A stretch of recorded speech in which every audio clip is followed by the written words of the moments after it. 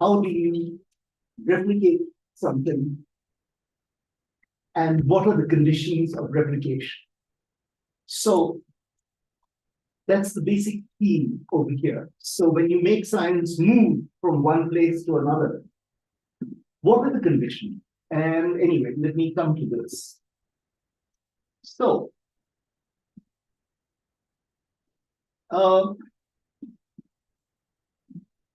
we are in India, over here in the middle. And so you have to imagine from Mexico, looking at India, and we are in a place called Hooghly, which is, you see Calcutta. Can you see my cursor? Yeah, okay. So this is Calcutta, and Hooghly is just next door. It's 40 kilometers from Calcutta. So Hooghly, on the 4th of April, 1845, it's the humdrum of a normal day in the erstwhile capital of Mughal Bengal. And at the time, it's the district headquarters of the British colonial administration, about 40 kilometers upstream of Calcutta. And this humdrum was broken by an unusual happening at a local hospital. After having spent 14 years as a medic in colonial India and without any previous knowledge of the technique, Dr. James S. Dale, here you are, the civil surgeon, was attempting to mesmerize a local prisoner writhing in pain from a double scrotal hydrocele before operating on him. A first in any hospital setting in India, and at any rate, not a common procedure at the time anywhere in the world. Furthermore, if this were not enough, almost exactly 2 months later, on the evening of the 9th of June, 1845, the same James S. Dale arranged another happening, this time to meet with an indigenous magician, a practitioner of the art of assuaging pain in patients suffering from various ailments, to compare their respective procedures. It is worth citing in full his account of this meeting as he recorded it in his journal. So here we are. So it's the June 9th, 1845. And he said, I had today the honor of being introduced to one of the most famous magicians in Bengal, who enjoys a high reputation for his successful treatment of hysteria, and had been sent for to prescribe for my patient, whose case will be afterwards given, but came too late. The success of my charm, mesmerism, having left him nothing to do. Babu Esa Chandra Ghoshal, this deputy magistrate of Hooghly, at my request, introduced me to him as a brother magician who had studied the art of magic in different parts of the world, but particularly in Egypt, where I had learned the secret of the great Suleiman from the mullahs and fakirs, and that I had a great desire to ascertain whether our charms were the same, as the Hakims of Europe held the wise men of the East in high esteem. Knowing that all knowledge had come from that quarter, which is from the East, I proposed that we should show each other our respective charms. And after much persuasion, he agreed to show me his process of assuaging pain. He sent for a brass pot containing water and a twig with 2 or 3 leaves upon it, and commenced muttering his charms at arm's length from the patient.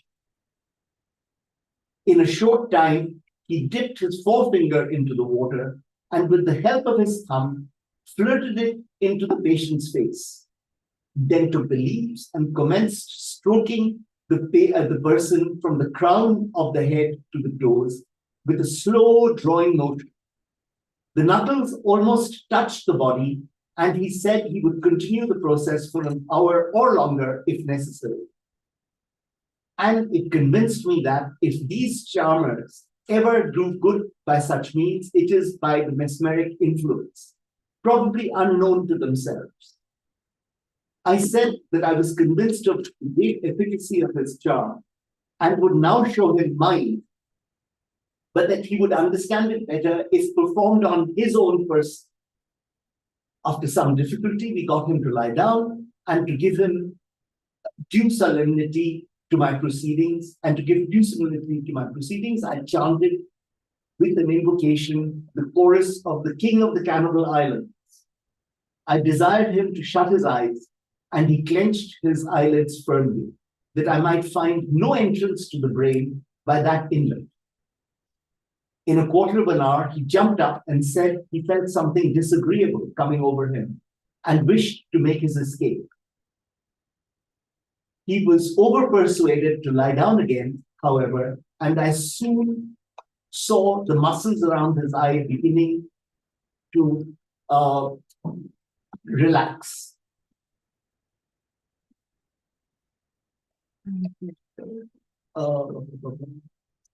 And his face became perfectly smooth and calm.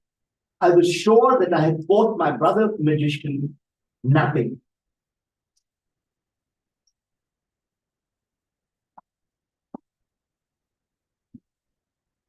But in a few minutes, he bolted up suddenly, clapped his hands to his head, cried that he felt drunk and nothing could induce him to lie down again. Abi exessi evasi irupu. Quite simply, he bolted, he ran away. Next day, I saw him and said, "Well, you were too strong for my charm last night. I could not put you to sleep." "Oh, yes, Sahaj," he answered. "You did. I allow it. It is allowed that you put me to sleep." So, a very strange meeting indeed. A real outlier when compared with most intercultural encounters in South Asia.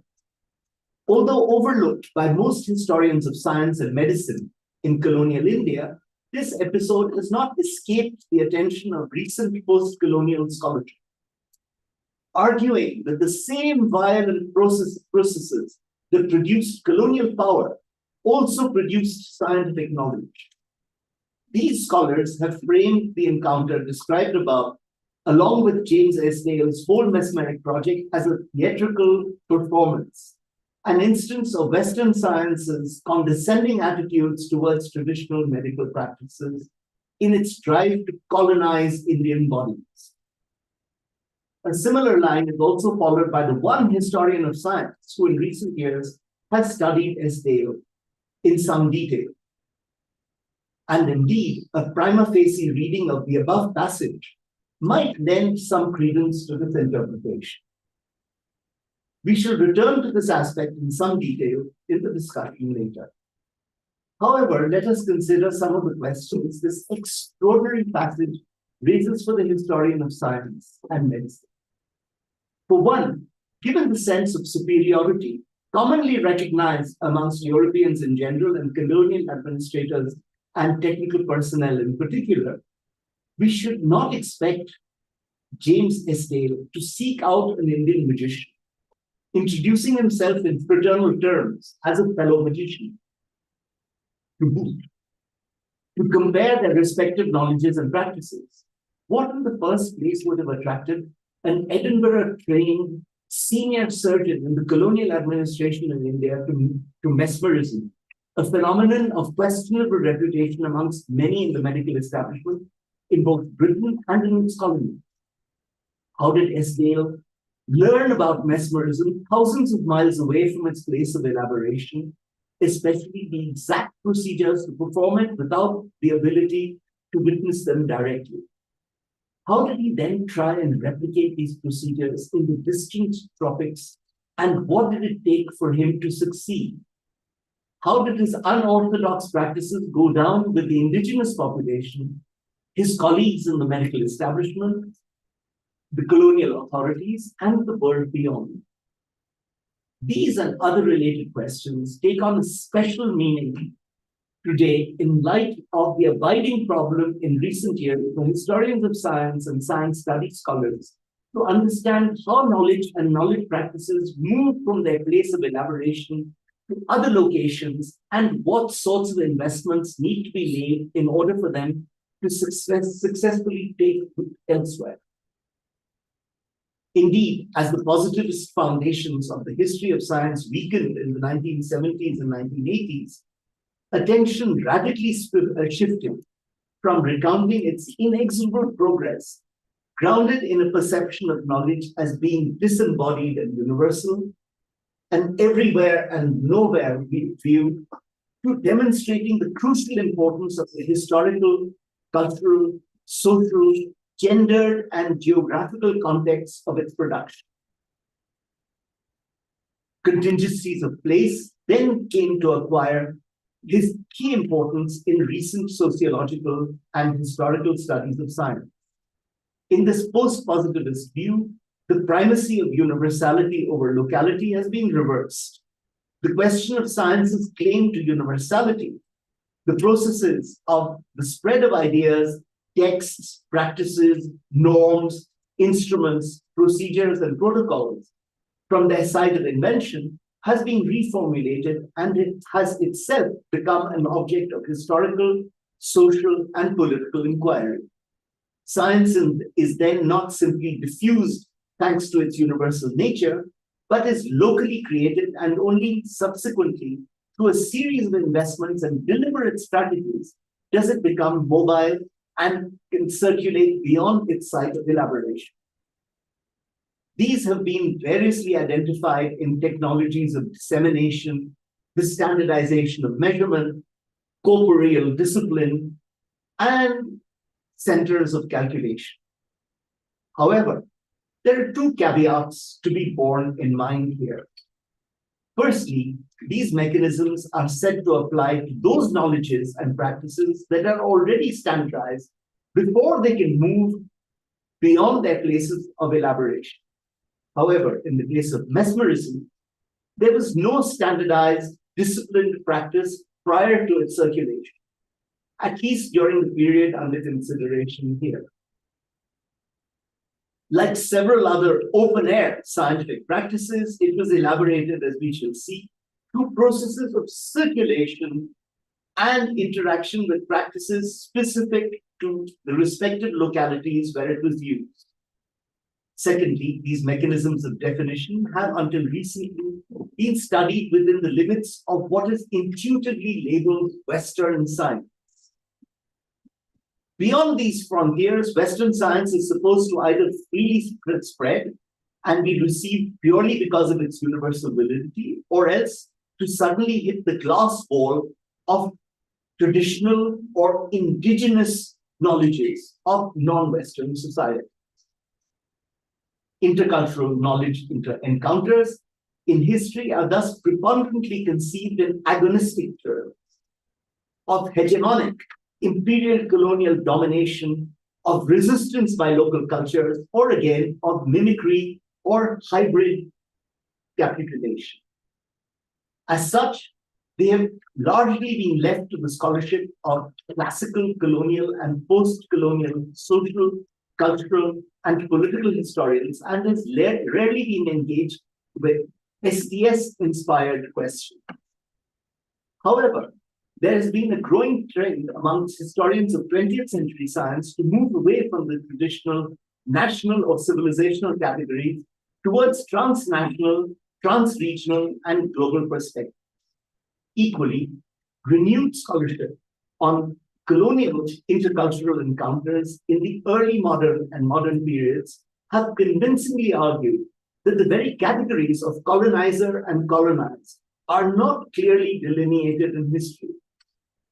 Indeed, they were shaped and patterned through a complex saga of collisions, compromises, and comings together of European societies and the many world regions they came to dominate. This, of course, is not something that will please decolonial scholars, but still. Foregrounding these observations, this task focuses on the investments required for knowledge to travel across different cultures in a colonial setting. It is informed by recent scholarship, etc. So let me start then by presenting what we can learn of Esdale's early experiences in India, in turn his turn to mesmeric anesthesia in surgery, the long and short range circulations of ideas and practices that went into making and institutionalization in Calcutta between 1845 and 1850, and the reactions and controversies it gave rise to. Finally, I shall conclude by suggesting an alternative understanding of the encounter cited at the start of this introduction, the encounter between Esdale and the magician, as well as his larger global project. I thus hope to provide a meaningful narrative of the making and mobility of science through processes of circulation and intercultural encounter. And finally, the dynamic role of the asymmetries of the colonial situation. So, my first section is a Scottish surgeon in colonial India. So, James Esdale. So, the eldest son of a Church of Scotland minister, James Esdale was born in Montrose in eastern Scotland in 1808. He studied medicine at the University of Edinburgh, obtaining an MD in 1829 with a dissertation on narcotics, as he suffered from chronic bronchitis and asthma. He was advised to live in tropical climate and was successful in securing a position in the medical services of the British East India Company as assistant surgeon in 1831. His early years in Azamgarh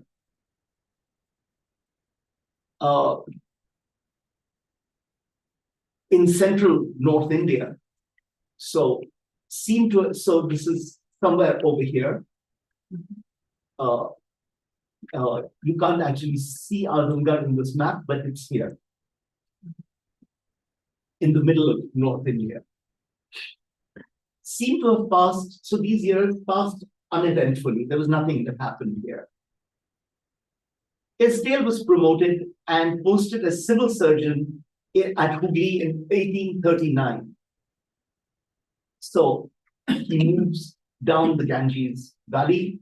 So from here, he's now here with the promotion. So nothing out of the ordinary can be gleaned from Esdale's professional activity in these early years, other than his discovery that large scrotal tumors were common in this region.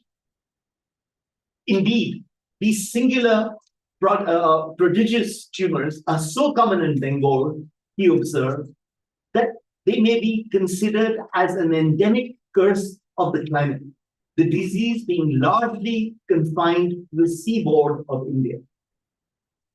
So when he moves, this is what he discovers after being there for 8 years. We also learned from some of his other writings that he had to perform many operations in which the patients suffered from intense pain and often fatal post-operative trauma, eventually leading to a very high rate of mortality, around 50%. So half his patients died. And this was common in 19th century surgery. The success rate was about 50%. So he suddenly, around then, becomes interested in mesmerism and he turns magnetic.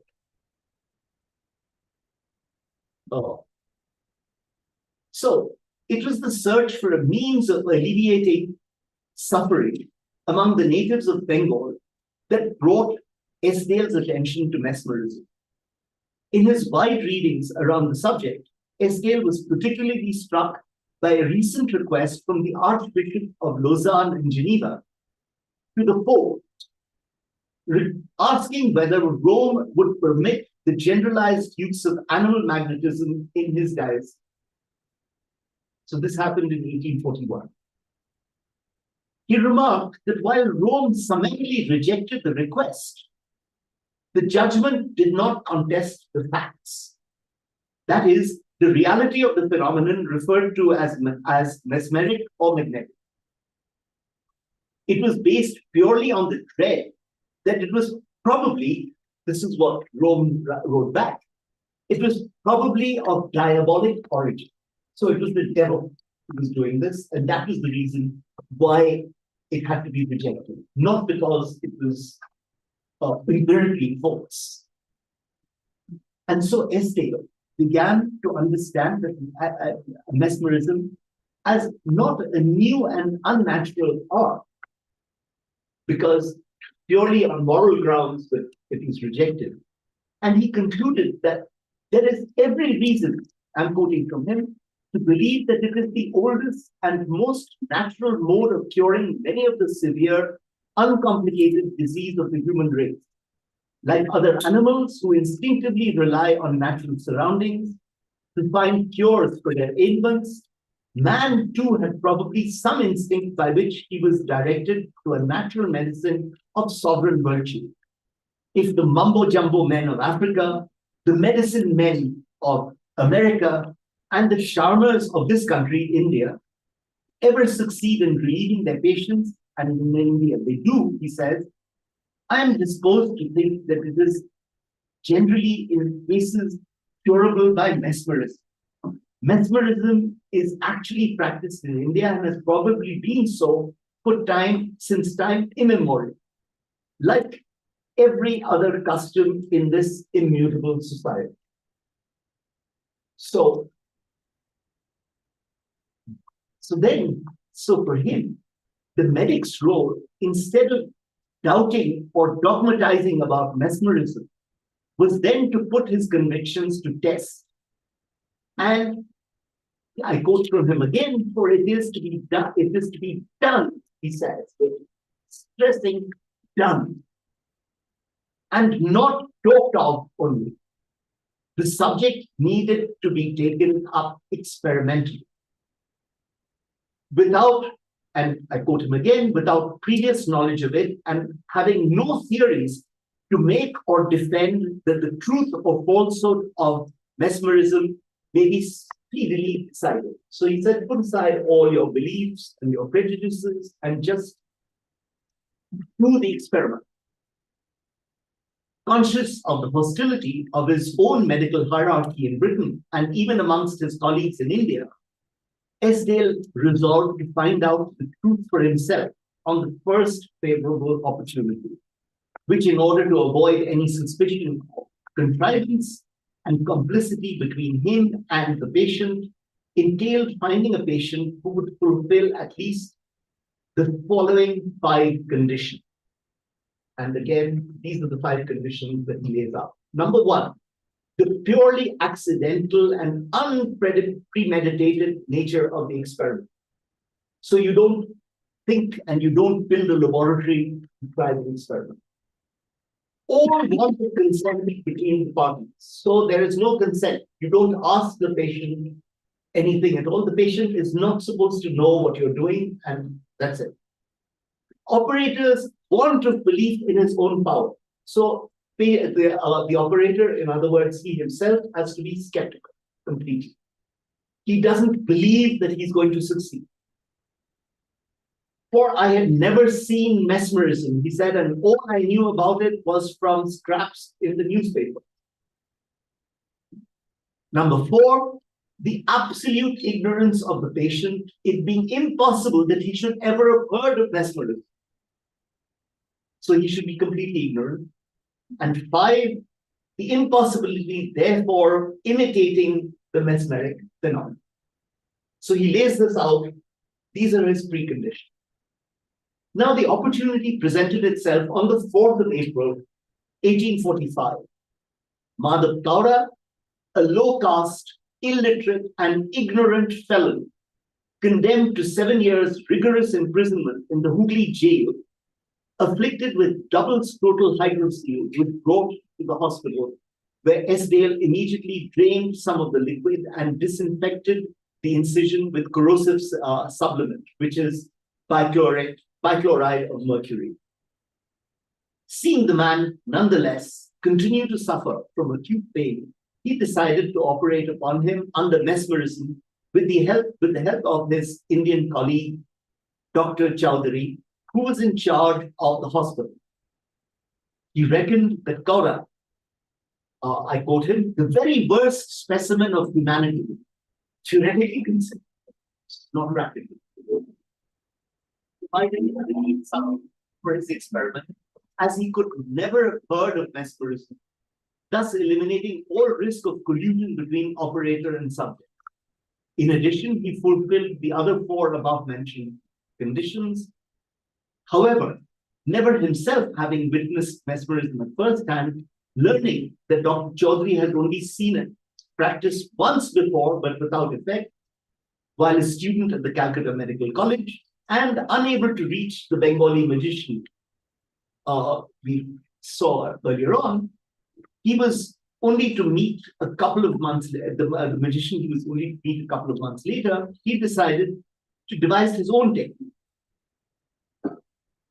And here he says, I placed his knees between mine and began to pass my hands slowly over his face at the distance of an inch and carried them down to the pit of his stomach. This was continued for half an hour before he was spoken to, and when questioned at the end of this time, his answers were quite coherent. He was ordered to remain quiet, and the passes were continued for an hour longer. Still no sensible effect. Being now tired, I gave up in despair and declared it to be a failure. So here is his drawing, because while he does all this, he also makes his drawings of what's happening. Just then, the man began to show signs of falling into a deep trance. Here we are. Esdale lost no time in contacting the district judge and the senior tax official who, alongside with his indigenous medical staff, were invited to witness the experiment which he carried out in stages over the next 8 days, each time in the presence of eyewitnesses, both European and Indian, who were to furnish written testimonies. We'll come back to this, but just keep this in mind. The water having been completely and painlessly removed from the scrotum, Kaura was relieved and recovered effortlessly in a matter of days. With tens of affidavits, in other words, certificates, from reliable eyewitnesses, along with attested illustrations of the patient under his arm, and closely followed by the meeting with the local magician, Esdale could now triumphantly declare that his experiment was a solid success. So here is a typical patient. In the months that followed, Esdale successfully performed a total of 73 major surgical operations, including 14 for massive scrotal tumors weighing between 4 and 50 kilos. Yes. So 4 kilos and 50 kilos, about the weight of a human being. As news of his painless method spread, Esdale's other mesmeric operations in these first 3 months included drainage of hydrocele, excision of tumors, amputation of limbs, mastectomies, penatectomies, and the occasional extraction of teeth. He also sometimes used mesmerism in medicine to treat pathologies such as headaches, tic douloureux, colic, rheumatism, and eye inflammation. But these were rare. Most of his things were much more spectacular. So here are some of.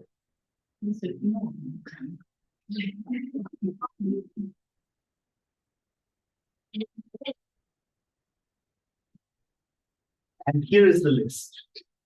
So in all operations in those 3 months, and it goes on, and it says the return of medical cases and So, so importantly, however, Esdale performed few mesmeric manipulations himself, as he was rarely successful in going beyond attaining a state of somnolence in his patient. He attributed this to the disproportionate effort he had to put in, given his weak health and chronic pulmonary problems. Saving his own strength for the performance of surgery, he employed a battery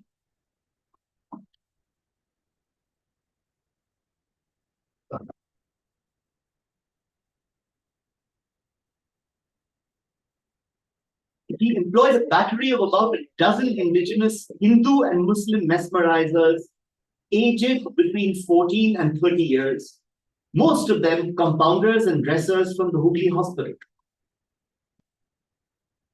Healthy young persons who are tractable and patient and who will give the necessary degree of attention can be made to work out our intentions in the most efficient manner. And I hope to make it appear that the mesmeric is a far more general gift of nature than has been hitherto supposed. So a separate operator was assigned to each patient. They worked in silence in darkened rooms on individual patients who, like the mesmerizers, were bare body. So the torso was bare, wearing only a loincloth to cover the midriff. The operator sat behind them, leaning over and nearly in contact with their face, made passes from the back of the head to the pit of the stomach, dwelling mainly over the eyes, nose, and mouth. Although Esdale was aware of individual variation, these were not really a concern to him. Indeed, as mentioned earlier, he firmly believed that beneath this plurality of techniques lay a common phenomenon known to Europeans as mesmerism. He held that while there was a considerable degree of homogeneity in the techniques that he shared with his collaborators, these contrasted with what he referred to as the European method. I'll show you a few pictures later.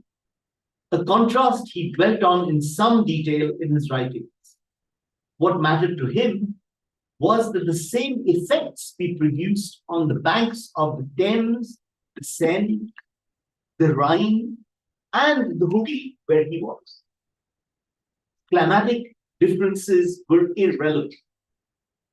He writes, it is not supposed that the truth is affected by degrees of latitude. So truth is not geographical. I mean, it's not that there's something which is true in Europe and it's not true in India. And very nice way of putting it, he says it's not degrees of latitude that determine. For Esdale, local practices, those in Europe included, were then to be conceived of as distinct and yet mutually translatable. All the while, he painstakingly accumulated affidavits, in other words, certificates from eyewitnesses, invited from a wide section of society in and around Hooghly, but also from Calcutta, to attend almost all his mesmeric operations in a specially constructed operation theater with separate spaces for trance induction and surgery, both open to view by the invited witnesses. So there were windows and they could see what was going on in these two spaces. They included his European and Indian medical colleagues and subordinates in Hooghly, civil servants, the principal of the Hooghly College, and various teachers, but also physicians and surgeons from Calcutta, professors from the Calcutta Medical College, the French governor of Champanagar, which is next door, the archdeacon of Calcutta, and a number of clergy, as well as members of the Bengali elite. So, European gentlemen, he writes, skeptical and critical, or so strong in disbelief that they would reason themselves out of the evidence of their senses, if they could. Ignorant Hindus and Muslims who simply use their eyes and ears without any attempt at reflection will all be found by their separate and independent reports bearing testimony to the same series of phenomena. So whether you have, wonderful rationality or you're completely idiotic, what matters is what you see with your eyes and your ears and your nose, what you feel, and you have to give testimony on that basis. We put aside all the differences that we might possibly think of, the cultural differences between people, because what you're seeing is what matters. He proceeded to organize public exhibitions at the Hooghly hospitals, accounts of which were published in various Indian and British newspapers. SDL reported his early results in medical journals and in a small booklet entitled Medical Facts for the general public. Many of his articles, including the newspaper articles, were almost immediately reprinted in medical journals in the United States and in Australia. So, and this is his book, the first one, which is called Mesmerism in India and its Practical Application in Surgery and Medicine. And he also succeeded then, and this was an instant success with the US edition appearing within a year. So this is 46, and in 47 you have the US edition and with the reprint in 1850. So now he goes and mesmerizes Calcutta, the capital of British India. So SDL also addressed a detailed report of the 73 cases with eyewitness reports directly to the government, bypassing the medical board, which reacted promptly, ordering further experiments to be conducted. For this purpose, a room with accommodation for 10 patients was allotted in the Calcutta Native Hospital for the admission of patients willing to submit to operation on mesmerism. And a committee was appointed by government to watch and to report on the experiments carried out by SDL. Their report was on the whole positive, and in November 1846, that is a year and a half after he started his operations, the Governor General of India sanctioned a small hospital in Calcutta that was put at his disposal. By 1848, a mesmeric hospital, supported entirely by public subscription, was opened in central Calcutta, especially for SDL's work. This provided him the opportunity to expand his clientele, which now included well-off Indians and also a small number of Europeans. However, it was closed 18 months later, ether and chloroform having won the day over mesmerism. Chemical anesthetic agents, it was argued, were incomparably cheaper than the wages of dozens of human mesmeric operators and much quicker to act than the many hours and sometimes days it took for the latter to effectively put their patients. The economic argument, in addition to pressure from the hostile medical establishment back in Britain, seems to have won the day with the East India Company authorities always on the lookout to limit expenditure. However, thanks to the local press and protests from a large and influential section of the Indian native community expressing their faith in a science, the value of which, if not as yet fully known, they have learned to appreciate from the evidence of their own senses. This is what the people themselves say.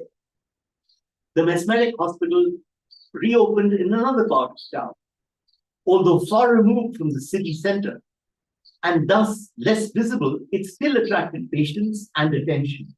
It was even visited by foreign dignitaries. For instance, the Dutch Governor General of Java in Indonesia came all the way to see this hospital because, and he said that his reports were so favorable that he decided that he was going to open a similar hospital in Jakarta. At the same time, news also appeared in the Parisian Journal de Magnétisme, and news of SDL's success spread within British India, leading medics elsewhere in the subcontinent to emulate his method. The reticence of the colonial medical establishment notwithstanding. In 1848, SDL was appointed presidency surgeon, and in 1849 to the position of marine surgeon, which is the highest and most lucrative post in the civilian medical service in India. So this was in recognition of his of esteem for Esdale and his work. Having completed his full tenure of 20 years service in India, conducting 261 operations under the influence of mesmerism during his last 6 years, with the death rate coming down from 50% to 5%. And this is validated by all his witnesses and the medical profession in India. He retired from medical service but actively continued to work and write for the cause of mesmerism. And he could count on the unfailing support of Lord Dalhousie, who was the Governor General of India, and a fellow Scotsman, who even wrote a testimony certifying the veracity of Esdale's account of his mesmeric work in India. As for the continuation of his work, after the departure of Dr. Esdale to England, mesmerism received no encouragement, owing to a majority of medical men giving preference to chloroform in operative surgery. However, even though the use of mesmerism disappeared from the repertoire of colonial surgeries with Esdale, we might still ask if his numerous indigenous assistants did not continue to practice it. And they did.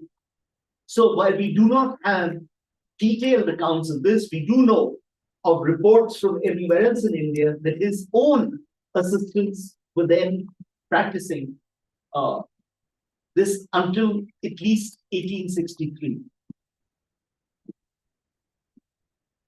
By the time of Esdale's return, of course, to Britain, several hospitals dedicated to mesmerism had mushroomed across the British Isles.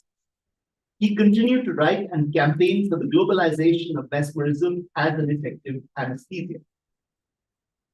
And so, anyway, so now we come to making mesmerism move. How does it, what happens over here? Mesmerism starts in France. How does it move to Britain? And in Britain, what is going on over here? And this is something that in this last section I'm going to consider. So it is clear then that Esdale's mesmeric enterprise cannot possibly be understood within the diffusionist model, which has all too often been mobilized to explain the global spread of knowledge, techniques, and practices that are deemed to originate in Europe. So already we saw, for all the description that I gave of Esdale procedures, these are some illustrations of what is happening in Europe. So this is the way in which, so Europeans don't make passes like this. These are taken from textbooks, so they use their fingers and their patients are always low down. You have these two illustrations. The one on the right is the way in which the practice is standardized in Britain. So you have over here, you have this procedure where the mesmerizer or the doctor looks down without his hands, just with his eyes, most often on a female who looks upwards. And it is this crossing of attention, of vision, that creates the mesmeric phenomenon. And so these are taken from two textbooks. So it cannot be argued, as a case of knowledge transfer then, because you see that these are not the same practices at all. By reducing, you can't reduce him to a simple passeur, as we say in French. Passeur is someone, a go-between. But a passeur also is someone who makes passes and induces mesmerism.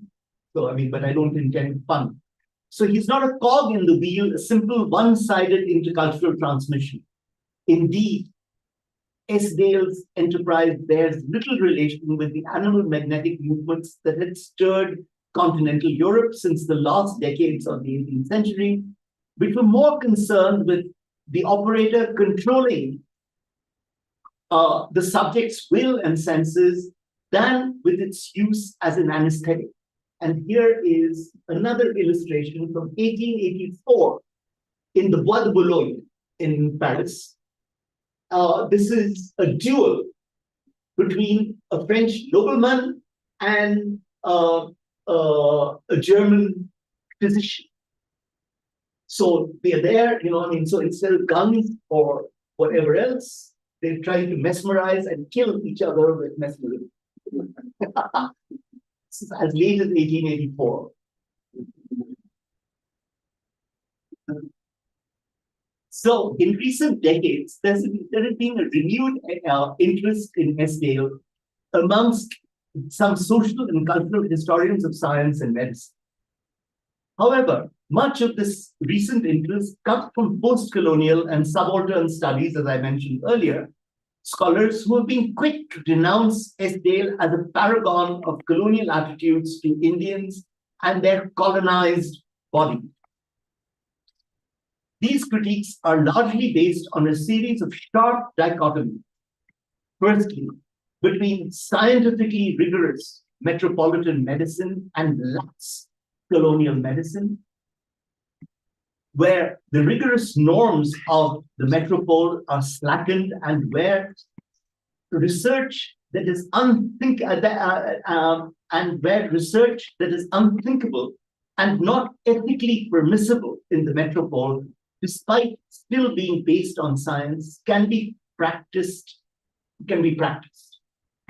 And secondly, between colonial science and indigenous or traditional science or healing practices which are based on religion and or superstition and or magic. So on the one hand, you have rigorous science and you have colonial superstition, or else you have this lax morality. So ethically, you'd never do this in Europe, but in India you could, or in the colony you could, or else, so this is the dichotomy, and this has been perfectly framed in David Arnold's classic Colonizing the Body, State Medicine and Epidemic Disease in 19th century India, where he actually states this framework in order to study the history of medicine and surgery in colonial setting. So these critiques are largely based on a series, as I said, of sharp dichotomies. So now let's look at some of this work. And I'll take two particular cases. So one post-colonial critic, Gyan Prakash, in a book which is called Another Reason, Science and the Imagination in Modern India, he says that it was and I quote him, he said, the public display of its magical effects that mesmerism emerged as a science, perched precariously in between cold scientific scrutiny and superstition in its widest and most absurd form. Science gone native, as he qualifies Esdale's practice. Prakash is unfortunately unaware that the vast body of science studies literature that has convincingly shown that science is essentially native or local everywhere. It's called local in Europe, but you could also call it native. Why not? And the other person, the best known of recent critical accounts, is perhaps Alison Winter's chapter in her book on Victorian mesmerism, Mesmerized, The Powers of Mind in Victorian Britain, which opens with extracts from the same passage that I quoted earlier, that I started with. Interpreting the meeting within the diffusionist framework of the export of what she calls Victorian mesmerism to India, Winter sees it as a familiar, and I quote again, as a familiar exchange in which British colonials projected native superstition onto Indian culture. Victorian stories of the East, she continues, scripted dramas whose Indian players performed the superstition and subordination assigned to them, confirming the power and rationality of their British master. Now, while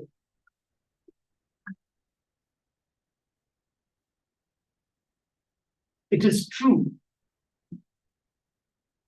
that many of SDL's operations were public performances. Their aims were quite different from those executed by Prakash and Winter. From all the evidence available, it is clear that SDL did not seek to charm his audience into believing in Western science and Western rationality, but conversely, to ensure that his own procedures found a legitimate place in the pantheon of Victorian science. It was quite the other way around. He was trying to legitimate himself. To this end, he explicitly and repeatedly expressed the need to publicly demonstrate the efficacy of his anesthetic techniques. Yet, if public display is one dimension of scientific activity, and over here, while he was doing this, he was also following something which was pretty much the norm in Victorian Britain. He was following well-established strategies developed and owned by men of science since at least the 17th century, as a way of publicly warranting that knowledge produced was reliable and authentic. And here we have the paragon of 19th century Victorian science, Michael Faraday, performing almost everything that he did, he performed in public. So all of Faraday's science was performed this way. And by the 19th century, public performances were very much part of the process of scientific experimentation. Yet, if public display is one dimension of scientific activity, private experiment is another, earlier phase of the process. And again, Esdale was very aware of this aspect. This is what he writes. He says, great weight is very justly attached to first experiments in any new subject of investigation, for these are often a voluntary and unexpected evolution of the powers of nature. And when the results surprise the experimenter, even, we feel confident that he only relates what he actually saw, and that he is not seduced by previous theory and presupposition of mind to interpret appearances in support of a foregone conclusion.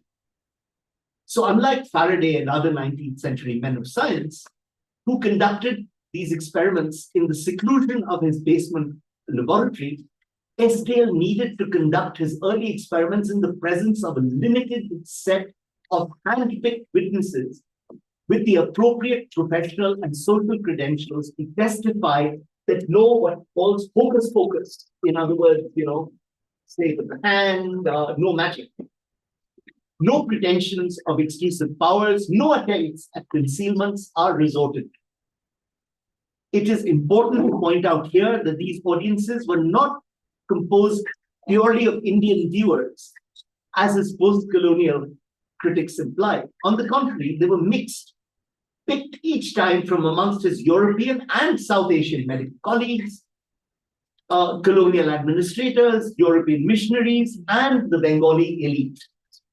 In short, the upper echelons of the population on both sides of the colonial divide. Even as he did, it is doubtful that he would have been able to successfully translate the instructions, indeed, effectively, indeed, an influential body. So, I mean, even if he'd done all this, my question then is, how would he have succeeded? What did he know of mesmerism? We have to realize that in Britain, the people that he read about, because he got to know mesmerism through two sources. One was James Braid, professor of surgery at University College London, who became one of the first to start practicing mesmerism in Britain for surgical purposes, but he learned it from a Frenchman who came to visit, demonstrate mesmerism as magic in Britain. And so he picked it up from him. And the other person was John Elliotson, another surgeon. Both of them are you should notice Scots. So this is the Scottish medical clique. And they both learn their techniques from two Frenchmen who come to Britain to demonstrate, and it is through personal contact that they learn their techniques. How does SDA manage to reproduce this? So in other words, it is what we were confronted with last week of following a recipe. How do you follow a recipe thousands of miles away when you know nothing about it, when you have no contact with the French, and you have no contact with the British or his Scots fellow men who are applying these techniques quite successfully in Britain? What happened? How does he do it? So, and this is the question. Also, he does not have access to the only book on the subject, which is Instructions pratiques sur le magnétisme animal, published in 1825 in Paris by Deleuze. So these are classic works. You have either interpersonal contact or you have this book. He has neither. What happens?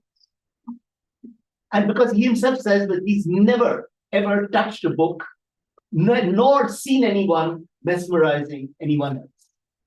And even if he did, it is doubtful, even if he read the book, that he would ever have been able to successfully translate the instructions effectively. Indeed, a body of influential scholarly literature has convincingly shown the limits of transmission of knowledge through the written word alone. We've read all this, what we did in the last 2 weeks.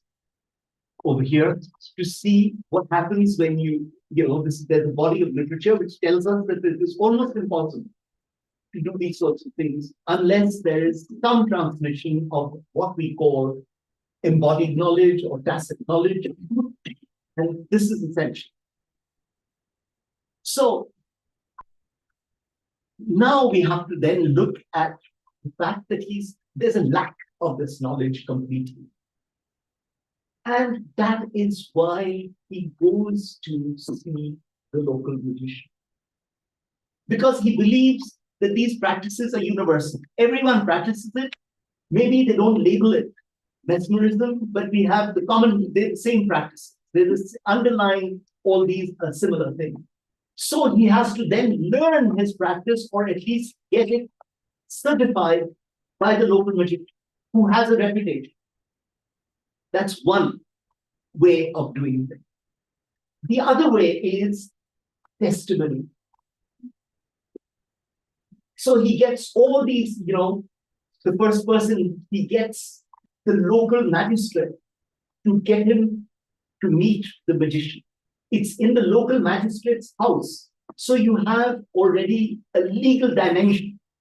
You have people who sign the illustration every time. You see over here, it's very clearly stated that this happened in the presence of someone. There are 70 people who are watching each time this experiment, and they are signing certificates. And we have all these certificates under his arm. So this becomes there's a legal dimension to this. This is like going to court and saying, listen, I have all these witnesses. These are eyewitnesses to what's happening. And it is through eyewitnessing, it is for this reason that he seeks officials from the judiciary to be present at every step. And it also implies that the whole process is judicialized. So, and you see every time, even over here, it's the same thing. You have someone who writes actually at the bottom of every illustration that they certify the truth and the veracity of this. So SDL thus hoped to get mesmeric anesthesia recognized as a global practice, valid as much for feeble and ill-nourished Indians and Africans with a depressed state of the nervous system as for Europeans, on condition that they condescend to return for the moment to the feet of their Mother Nature. At times, and he says, I quote him, simple, unsophisticated children of nature, neither thinking questioning, or remonstrating were far superior to Europeans whose unnatural children left to our self-sufficiency and artificial resources. Public performances, which mobilized witnesses from both sides of the colonial divide, alongside his widespread publishing strategy, were clearly part of the strategy to ensure the circulation of his mesmeric practice beyond colonial India to the imperial metropole and the empire beyond. Nonetheless, if Esdale had an unwavering belief in the anesthetic powers of mesmerism and its myriad global avatars, and was a passionate proponent of its cause, he was very much part of the colonial order. So it's not, so we have to then begin to look at the colonial order differently. And he crucially depended on it for advancing his enterprise. Remember that his first patient was someone who was in jail, who was a felon, and who was ignorant, and he had no means of escaping. So, the power is already there inside of the choice of people. So it's not as if this is noble, in other ways. You have to bring back the hierarchies within which all this is also taking place. So he was, he was very much part of this colonial, and he crucially depended on it for advancing his enterprise and his career. And if he at times disturbed the colonial order, he certainly did not seek to destroy it. Believing as he did in the benevolent superiority of Europe, in introducing mesmerism as an anesthetic, Esdale also sought to display the genuine concerns that he, as a representative of a colonial power, had for the well-being of its subjects, which in turn ensured their submission and respect. A crucial dimension must be remembered of modern science. You have to finally submit to it. You have to believe. And this is the way in which you begin to believe in the superiority not only of Europeans, but also of science. These are just some of the major paradoxes and contradictions in this entangled tale. But it was not the asymmetries of power and relative presence that confined this knowledge to colonial margins. Quite to the contrary. These were, as we have seen, conspicuously mobilized by Esdale in his attempt at bringing mesmerism and mesmeric anesthesia to British-run hospitals in India and into mainstream Victorian science. So to sum up, then my talk has attempted to show that knowledge flows have several different dimensions. Firstly, this movement is not self-evident.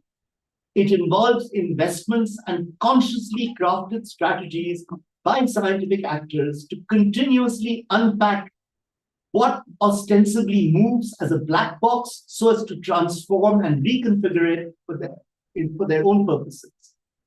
We see this in Eliot's and Braid's appropriations, which I didn't talk about because of the lack of time, and in Esdale's Indian magic towards their respective anesthetic ends. And by positing deep similarities between magic practices the world over, Esdale further sought to globalize mesmerism. We also saw that the successful circulation of practices crucially depends on the movement or adaptation of tacit knowledges on which they are based, which can potentially be replaced by other tacit knowledges on condition that equivalences be established between them. Finally, public displays can be used not just for certification by judicializing them, but also to fight a recalcitrant medical establishment in India as well as in Britain. All these dimensions underline the fact that to understand science and its dynamics, we as historians of science cannot simply focus on knowledge practitioners, their texts, instruments, and practices. We must also take into account social, cultural, and political and legal dimensions within which these practices are situated.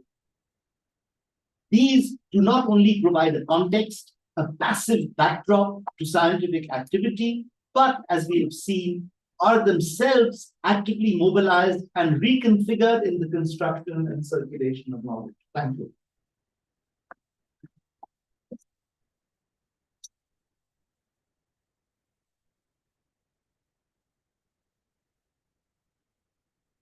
Thank you very much for this wonderful lecture. ¿Alguien quiere preguntar, por favor? Puede ser en español o en inglés, tenemos traductores. Yeah.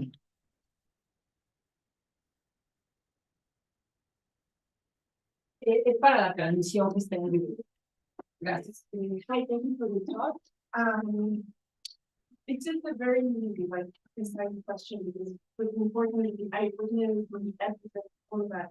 I was wondering if we could limit more how could we define more specifically the different kind of protection, right? Because of course you say the audience is mixed with both physicians coming from Great Britain or even India, you know, but the importance of the difference of how each one of those groups have different situated cases, right? So how can we develop the ideas more, yeah, in a more precise term? I know. Yeah, okay. So one must see that these eyewitnesses, it's a very important question because not everyone can be an eyewitness. You have to have certain status. First and foremost, the first people he contacts are the district judge and the collector. So when he first recognizes that Madhav Kaura is somewhere in a trance, in the beginning he despairs and he says this is a failure. And then he just carries on and he sees that this man is in immobile position. So he runs and he calls these two people in. They've got very strange names also because the district collector is called Mr. Money. He's the one who receives all of them, but that's his name. And yeah, and the other guy, the district judge, is called Mr. Right. But anyway, and he goes and calls them so that they can see this and certify. Now, these are two highly qualified and people whose signatures matter because they are the topmost administrator. Then he calls the medical staff in the hospital because these people are medics. And he's got these 5 signatures with the diagram showing what's going on. But the people, so there's a divide over here. There are people who are patients who are stupid, as he says, they have no brains. That's the reason he chooses them. Because if they did, then they could contest what he said, because they could also think that this is mesmerism. He does not want these people to have any notion of what's going on. So there should be no prejudice, which means that there are already 2 kinds of people. There are people who are going to be patients, and there are people who are going to observe this because they belong to a different class. And it's not a question of racial distinction over here, it's a question of social. The hospital in which this happens is a hospital which is founded by a Muslim philanthropist. It still exists till today. So it's an Indian philanthropist in whose hospital he is in charge. So, so the divide is not between colonizers and colonized, it's between upper classes and lower class. So there are victims, there are people who you can subject this to, and there are others. But of course, after a while, it's even people from the upper echelons who go to him because they fall in. But still, It's not lower echelons. It's not, for instance, the European sailor.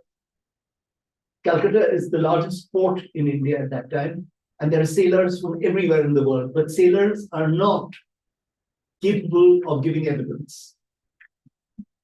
Yeah, the ship's captain, yes, he has a legal role. He has to maintain order, and he has the right to punish people and so on, so he can be part of this, but not everyone else. So selection of witnesses is absolutely crucial to this, because if you want something to be certified, then you have to go to the right people. Not everyone and anyone. So not anyone and everyone's eyes can be trusted. And this is, I mean, and this happens everywhere. This happens also in Britain at the same time. You have people who can witness experiments. And for instance, if you read Steve Chapin's work on Boyle's literary technology, you see that the first thing that he does is that he has witnesses, and these witnesses come from the British nobility, because they're the only people who have the right to be witnesses. Common people cannot. And so this distinction is always there as to who and what can be a witness to science. It's exactly the same as outside. Does that answer your question?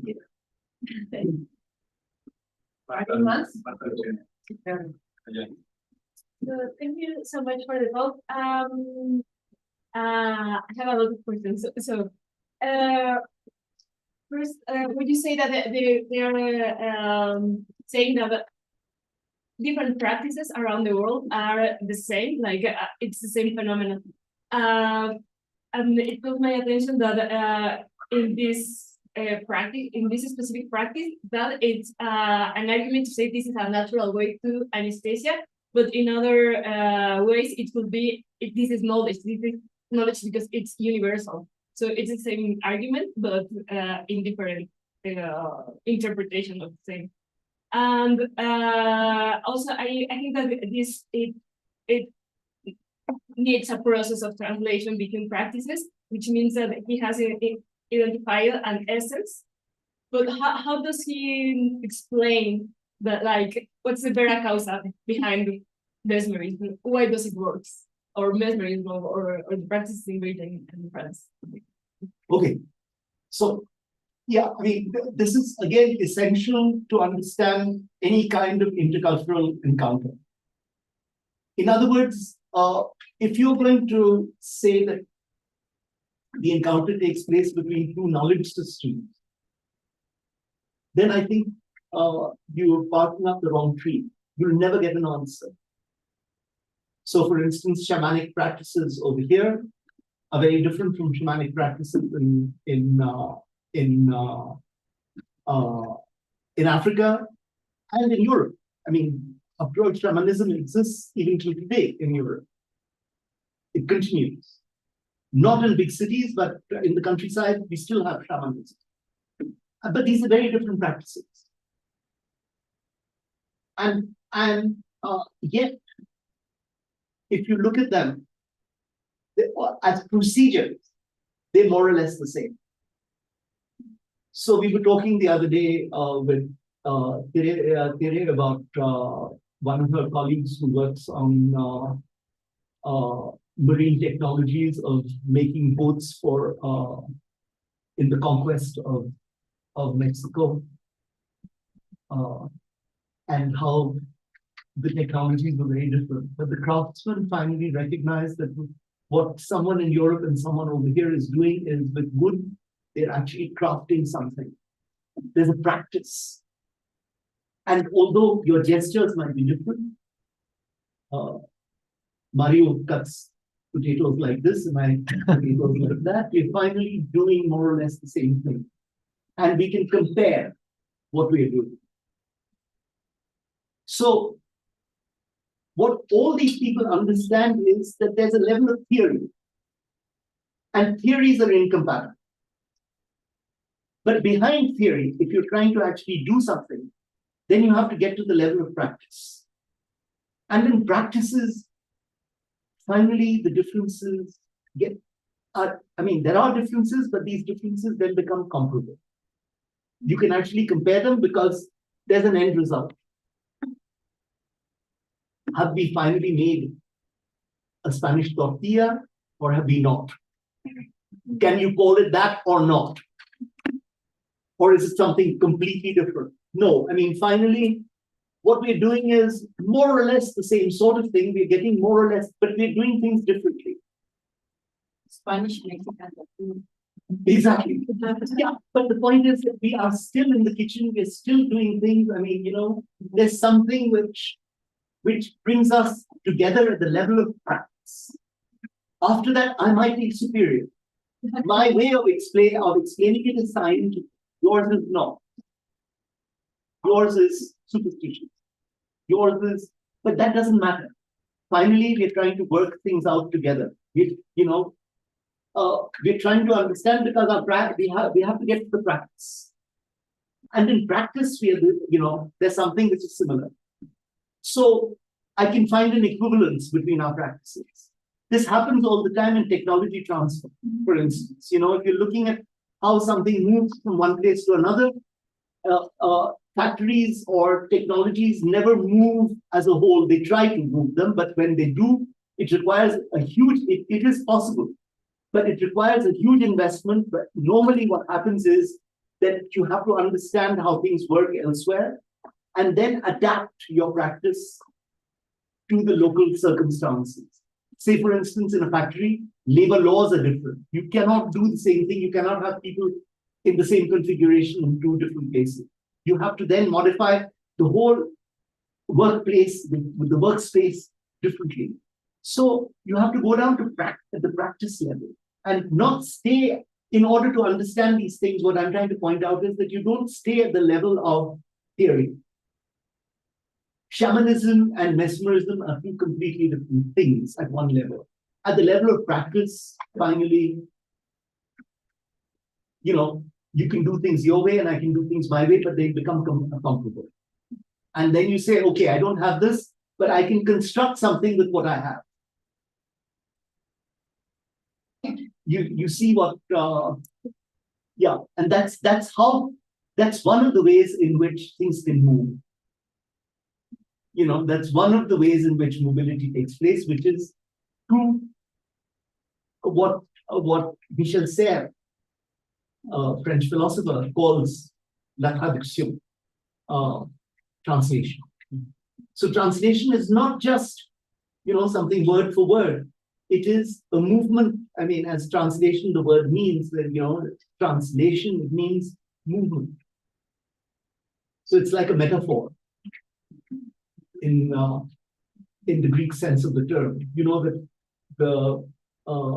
the metropolitan transport system in Athens is called metaphor because it takes you from one place to another, quite literally. And that is exactly the idea of translation.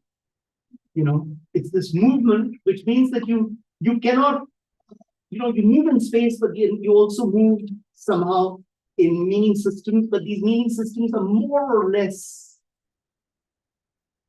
equivalent. The equivalence doesn't come from word to word or from the exact same image. There's a way in which when this movement takes place, you have a homology between different systems. And this is what is very interesting and very useful to think about when we think about the question of how anything moves, not even between big cultural differences, but even within small places. Like, for instance, if you're trying to move one instrument from one place to another, you have very different kinds of artisans or specialists who can work these things and reconfigure them.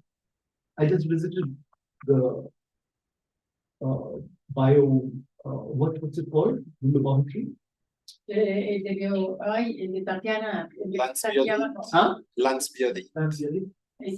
El laboratorio de bio. Laboratorio Nacional de Biomimética. Yeah. Eso. Soluciones Biomiméticas. Yeah, okay. And when you see that, what happens is that what she has over there is not exactly configured in the same way as, say, for instance, in Houston, Texas. That's, I mean, too far away, but it's far away enough for these things to be configured differently, yet they're doing the same sorts of things. You understand, so, or where we were last week in America laboratory in genetics. It does genetics. They can write papers. They can read each other's work. They can communicate with each other. They go to conferences. They speak the same language in a way, but the laboratory is configured differently. It's not the same. They're doing things differently. They feed their fish with mashed potatoes. Other people do. Their Drosophila, their flies are different in that sense, and they're not different because they're an equivalent.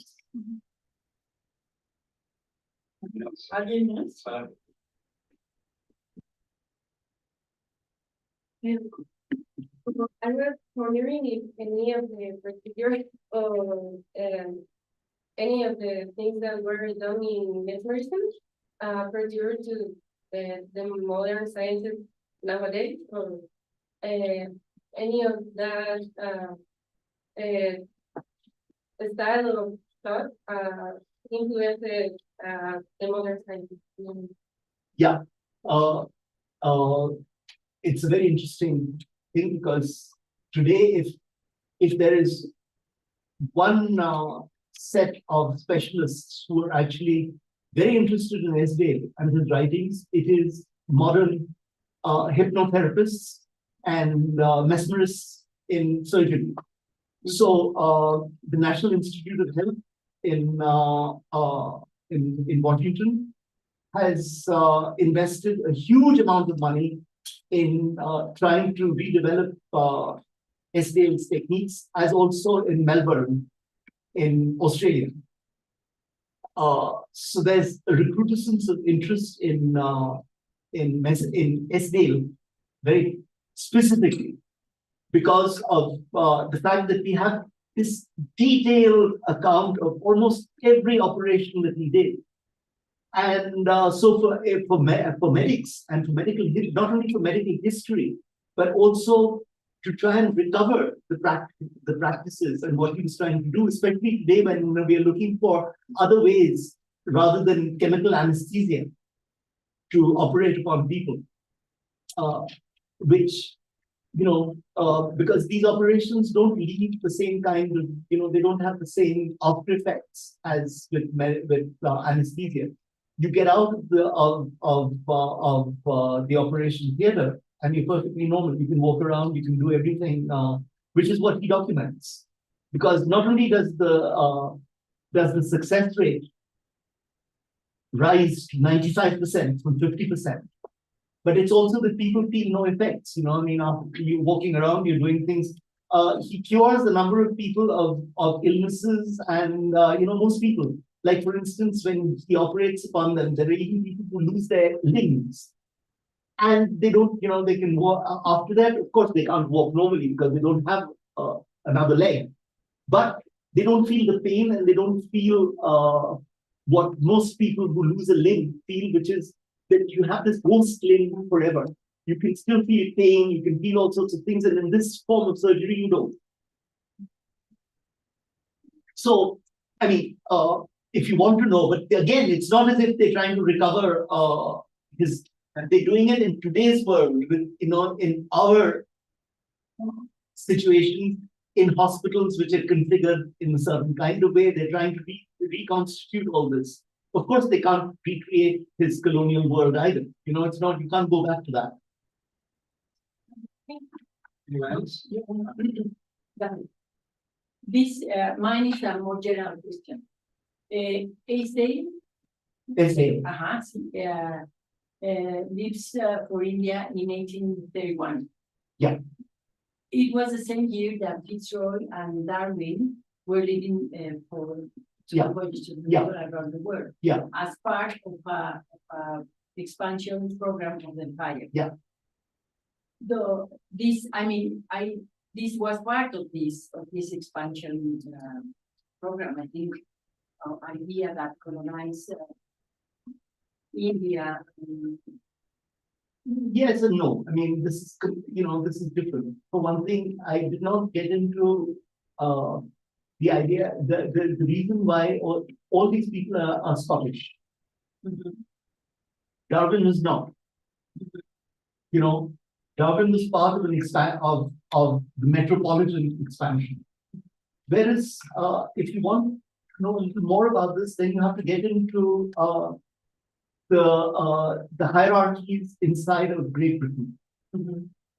So you have the English people who are from England, from the main part of this big island. Yeah. And they're the ones who dominate at the level in power. The Scots have, but the English only have two universities, Oxford and Cambridge. London does not have a university till 1932. 1929, sorry. That's when the University of London is founded. There's nothing before that. There are only two universities. And these two universities cannot produce people who are actually in any way technically consequent. All the engineers, all the medics, all the lawyers of the British Empire come from Scotland. They're all Scots. And the Scots are not like the English. They're Presbyterians. And for them, there's an equality. Almost every Presbyterian family sends their children to university. So what you have is, you have these people who are highly trained and who are rebellious. They want to get out of the empire. I mean, out of British, out of Great Britain, which is also an empire in itself. Ireland is a colony, but so is Scotland is also a semi-colony, and they revolt. They revolt in 1745. The revolt is is quelled, squashed. But the Irish, since the Scots are highly trained, the way in which the English look at them is as very good technicians who they send the world over in order to administer the colonies. So that's why till the end of the 19th century, the beginning of the 20th century, in fact, almost any technical personnel outside of the British Isles comes from Scotland. So it's and this has not so this is not people who are who are going out as adventurers. These are people who are manning the day-to-day working of the empire. Thank you. Thank you. So it's a very different level of there are hierarchies even within is what I'm trying to point out. There are very, very sharp hierarchies in Britain. And if these people don't go out, the thing is that they ensure that they leave the British Isles, because if they stay inside the British Isles, they're trouble. They're sure to make, they're sure to rebel, they're sure to get together, to organize. So the best way of getting them, of stopping them from doing this is to push them away and to give them good money outside. So they have opportunities in the empire. Gracias. ¿Alguien más? One question from the audience on YouTube. So Misael Perez is asking, ideologies as Darwinism mix knowledges of the cultures of each colony? That's the question. Does the ideologies as Darwinism mix knowledges of cultures of each colony? No, I don't think so. No, I mean that's a very different kind of knowledge practice, for one thing. It's not at all like this, because these are people who are working. This is these are day-to-day practices. These are people who are, and this is exactly the same. I've done the same kind of work with geographers. I've done the same kind of work with the problem of linguistics in a law court. You're faced with the situation every day of witnesses coming with different ways of, and this is, you can't choose your witnesses over here because you don't choose the people who come to law courts because they come with, with their own problems. But they have very different ways of reasoning. They have very different ways of formulating things. And then you have to come to the question of what is language. And very often the whole problem, the whole way of distinguishing families of language and so on, the invention of the Indo-European language family and other language families comes from legal experts, because they're trying to make sense of different ways of reasoning and different ways of thinking legality. So again, I mean, it's every time it is, and over here, Darwinism is completely different. It's another level completely of, and I don't think Darwin was someone who was practicing at an, at an everyday level. So I can't, I don't think the parallel actually works. Bueno, pues muchísimas gracias al doctor Kapil.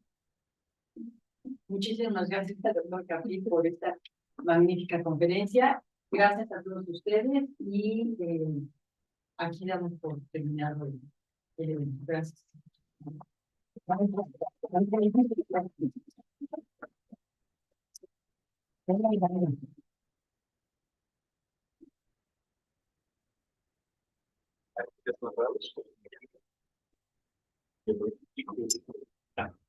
Nos vemos el miércoles.